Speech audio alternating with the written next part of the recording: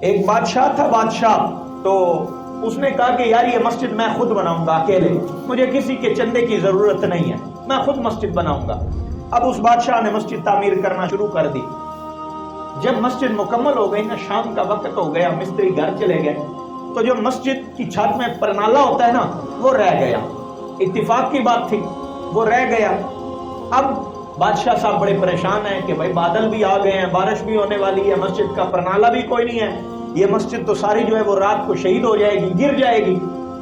اب مستری کے پاس راتوں رات چلے گیا بادشاہ، کہا مستری صاحب میں نے مسجد کا پرنالا لگانا ہے۔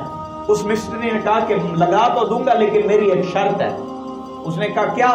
کہا یہ جو پرنالا ہے نا، یہ میں نے اپنے پیسوں سے لگانا ہے، یہ میں نے بادشاہ تیرے پیسوں سے نہیں، یہ اپنے پیسوں سے لگانا ہے۔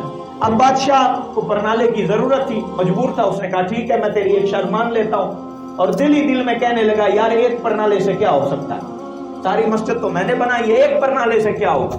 اب مستری صاحب نے اپنے پیسوں سے وہ پرنالا لگایا، رات ہوئی، بادشاہ کو خواب آ گیا، بادشاہ صاحب جو ہے وہ جنت میں پھر رہے ہیں، سیر کر رہے ہیں، ایک سائیڈ پہ محل پر بادشاہ کا نام لکھا ہوا ہے اور دوسری سائیڈ پر اتنا ہی محل ہے، اتنا بڑا محل ہے، ایسا ہی محل ہے، اس پر اس مستری کا نام لکھا ہوا ہے۔ پوچھا گیا بھئی یہ کس کا ہے؟ کہا یہ تمہارا ہے۔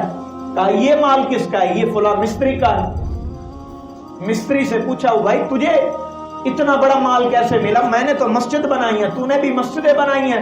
اس نے کہا بادشاہ جی میں نے مسجد نہیں بنائی۔ فرمایا پھر تجھے مال کیوں ملا؟ کہا تیری مسجد میں جو پرنالا لگایا تھا نا، اس نے اس کے بدلے مجھے یہ مال دی، اس کے بدلے رب نے مجھے یہ مال دیا ہے۔ اب بادشاہ صبح کو آیا، کہا کہ رب پرنالے کے بدلے اتنے بڑا محل دے رہا ہے جنت۔ اب صبح کو آیا، ساری مسجد کو شہید کر دیا، ساری مسجد، اور اعلان کر دیا اوے لوگو اگر جنت میں محل چاہتے ہو تو آ جاؤ پھر مسجد بنا لو، آ جاؤ پھر مسجد بنا لو۔